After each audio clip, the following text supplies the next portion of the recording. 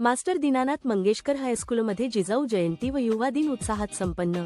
सोमठाणा येथील master Dinanath Mangeshkar high school व junior कॉलेजमध्ये सांस्कृतिक विभागाच्या वतीने राष्ट्रमाता मा जिजाऊ आणि स्वामी विवेकानंद यांची जयंती मोठ्या उत्साहात साजरी करण्यात आली। या निमित्ताने आयोजित कार्यक्रमातून महापुरुषांच्या विचारांना उजाळा देण्यात आला। कार्यक्रमाची सुरुवात राष्ट्रमाता जिजाऊ आणि स्वामी विवेकानंद यांच्या प्रतिमेचे पूजन करून करण्यात आली। यावेळी धनुश्री उद्धव केरले, समीक्षा शिवराज जाधव, अक्षरा मनोहर कदम आणि ऋतुजा दिलीप वडजे या विद्यार्थिनींनी अत्यंत सुश्राव्य आवाजात जिजाऊ वंदना सादर करून कार्यक्रमात चैतन्य निर्माण केले। या कार्यक्रमाच्या अध्यक्षस्थानी सुहाना अहमद शेख या होत्या, तर कार्यक्रमाला प्रमुख पाहुणे म्हणून करण खंडू पवार व ऋतुजा दिलीप वडजे यांची उपस्थिती लाभली। प्रमुख वक्त्या म्हणून साक्षी साईनाथ शिंदे यांनी आपल्या भाषणातून मा जिजाऊंचे संस्कार आणि स्वामी विवेकानंदांचे तरुणांसाठीचे विचार किती महत्त्वाचे आहेत यावर प्रभावी मार्गदर्शन केले। आजच्या तरुण पिढीने स्वामीजींचा आदर्श डोळ्यासमोर ठेवून राष्ट्रघडणीसाठी सज्ज व्हावे असे आवाहन त्यांनी यावेळी केले। संपूर्ण कार्यक्रमाचे सूत्रसंचालन अंजली भीमराव कदम व गीता माधव कदम यांनी अत्यंत ओघवत्या भाषेत केले। कार्यक्रमाच्या शेवटी संगीता चिंचाळे यांनी उपस्थितांचे आभार मानले। सांस्कृतिक विभागाच्या या यशस्वी नियोजनाचे शाली मधुकर जाधव, वर्ग 11वी। राजमाता राष्ट्रमाता मासाहेब जिजाऊ यांच्या जयंतीनिमित्त मी सर्वांना शुभेच्छा देते आणि माझ्या भाषणाची सुरुवात करते। शतकानुशतक धर्माच्या नावाखाली अन्याय व अत्याचाराखाली जुलूम करणाऱ्या या डॉक्टर बाबासाहेब आंबेडकर, आदिशक्ती तुळजाभवानी आणि आदिशक्तीचं वात्सल्य मांगल्य माणसाच्या जन्माला घेऊन येणाऱ्या राजमाता राष्ट्रमाता मासाहेब जिजाऊ, उभ्या हिंदुस्थानचा आराध्य दैवत छत्रपती शिवाजी महाराज। आणि छत्रपती शिवाजी महाराजांनी या महाराष्ट्राला कसं जगावं हे शिकवल्यानंतर या महाराष्ट्राच्या मातीला, या महाराष्ट्राच्या मातीतल्या कणाला व महाराष्ट्राच्या माणसाला शेवटच्या श्वासापर्यंत कसं लढावं हे शिकवणारे छत्रपती संभाजी महाराज। या सर्व महामानवांनी प्रथमतः अभिवादन करते आणि माझ्या भाषणास सुरुवात करते। आजचा हा दिवस म्हणजे काय? स्वराज्याचे स्वप्न साकारणाऱ्या, हिंदवी स्वराज्याचे स्वप्न साकारणाऱ्या राजमाता राष्ट्रमाता मासाहेब जिजाऊ यांची जयंती आहे। स्वराज्य संस्थापक छत्रपती शिवाजी महाराज, स्वराज्य रक्षक संभाजी महाराज या दोन छत्रपतींना घडवणाऱ्या राजमातेचा जन्मदिवस आहे। 12 जानेवारी 1598 रोजी राजमाता जिजाऊंचा जन्म झाला। लखुजीराव जाधव आणि माळसराणी यांच्या त्या कन्या होत्या।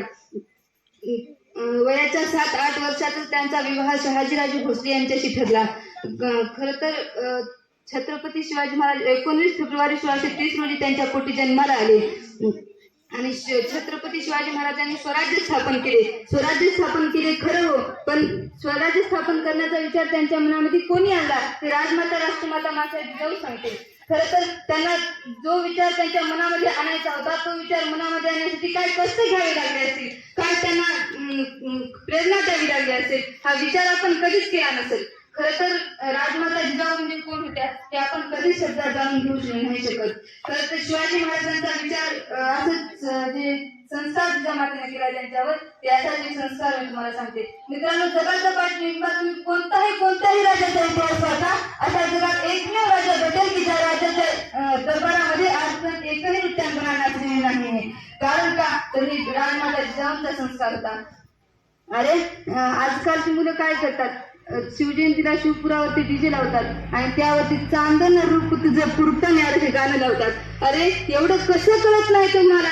शिला जवान झाली पिंकी पैसेवाली झाली। अरे शिला जवान झाली पिंकी पैसेवाली झाली, कुणी बदनाम झाली आणि आपल्या जाया बहिणीची अब्रू गावच्या विशीवरती टांगू लागली। अरे कसं कळत नाही तुम्हाला? शिला जवान झाली पिंकी पैसेवाली झाली, कुणी बदनाम झाली आणि आपल्या जाया बहिणीची अब्रू गावच्या विशीवरती टांगू लागली। म्हणूनच एक कवी असं म्हणतात की वाईट वाटतं राजा या जगात जगावं लागतं, की वाईट वाटतं राजा या जगात जगावं लागतं। आया बहिणी कोणीच राहिली नाहीत राज इथं नाती, आया बहिणी कोणीच राहिली नाहीत राज इथं नाती। शासन करणाऱ्या तलवारची राज गंजून गेले तिथं पाती, शासन करणाऱ्या तलवारची राज गंजून गेले तिथं पाती। आपलं ते पोरगं दुसऱ्याचं ते कार्ट म्हणावं लागतं, आपलं ते पोरगं दुसऱ्याचं ते कार्ट म्हणावं लागतं। वाईट वाटतं राजा या जगात जगावं लागतं, वाईट वाटतं राजा या जगात जगावं लागतं। खरं तर छत्रपती शिवाजी महाराजांनी राज्य उभा करण्याचं ठरवलं, पण राज्य उभा करून सोपं, राज्य टिकवणं अवघड। छत्रपती शिवाजी महाराजांनी पहिल्यांदा राज्य टिकवण्याचा विचार केला। राज्य टिकवत असताना ते विचार करू लागले, अरे शत्रू येतील कुठून येतील, आक्रमण करतील कुठून करतील। आणि 350 वर्षापूर्वी माझ्या जाणता राहण्याच्या लक्षात आलं की अरे महाराष्ट्राला धोका जमिनीवर नाही तर या महाराष्ट्राच्या मातीला धोका समुद्र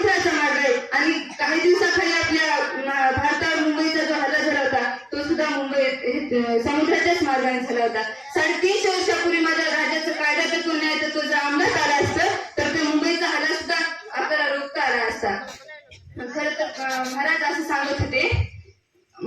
सांगत होते की भियायची गरज नाही, खरं तर मुली जिजाऊंच्या लेकी असतात. अरे भियायची गरज नाही, खरं तर मुली जिजाऊंच्या लेकी असतात.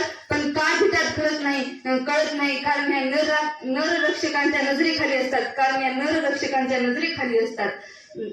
खरं आपल्याला वाटतं की छत्रपती शिवाजी महाराजांनी केलं खरं, पण शेतकऱ्यांसाठी काय केलं हे फार मोठा प्रश्न पडतो आपल्याला. पण खरंच केले शिवाजी महाराजांनी. पुण्यामध्ये आजूबाजूला पहिले वाहत्या पाण्याला बांध झालं म्हणजे पाप समजलं जायचं.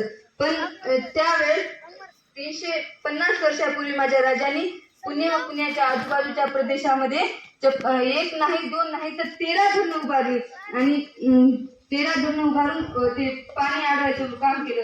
आणि पाणी अडवा पाणी जिव्हाळा संकल्पनेचे उद्धाते सुद्धा छत्रपती शिवाजी महाराज आहेत. आणि 350 वर्षापूर्वी ज्या महाराजांनी पाणी अडवा पाणी जिव्हाळा ही संकल्पना सुरू केली त्या राजांना माझा मानाचा मुद्रा. खरं तर आपण पाणी अडवा पाणी जिव्हाळा ही संकल्पना महाराजांनी सुरू केली असेल, पण आपण तसं करत नाही. शाळेत येऊ लागलं की लगेच बाजूच्या डोसतो आणि म्हणतो तू त्याची अडव मी याची जेवतो. हे आपलं इथंच चुकतंय नाही. म्हणजे अरे आपण काय करतो, शाळेत येतो सगळं खरं होय, पण काही आता 19 फेब्रुवारी आली की शिवजयंती गावागावामध्ये साजरी करतात. अशी प्रत्येक नेत्याची जयंती गावागावामध्ये साजरी करतात. हे खरं आहे, त्याचं कार्यच इतकं आहे की त्याची जयंती साजरी करावं. पण हे इतकंच चुकतंय आपलं की शिवजयंती आली की कोणीतरी म्हणते आमची जयंती आली, आंबेडकर जयंती आली की कोणीतरी म्हणते आमची जयंती आली, अहिल्याबाई होळकरची जयंती आली की कोणीतरी म्हणते आमची जयंती आली. अरे शेवटी जाता जाता मी एवढेच सांगून जाते की अरे हे बंद करा उत्पात, थांबवा आपला घात. अरे हे बंद करा उत्पात, थांबवा आपला घात. सामर्थ्यानं जाऊन व्यर्थ काहीसा अर्थ येऊ द्या, सामर्थ्यानं जाऊन व्यर्थ काहीसा अर्थ येऊ द्या. हा देश माझा याची भान जरासे राहू द्या, हा देश माझा याची भान जरासे राहू द्या.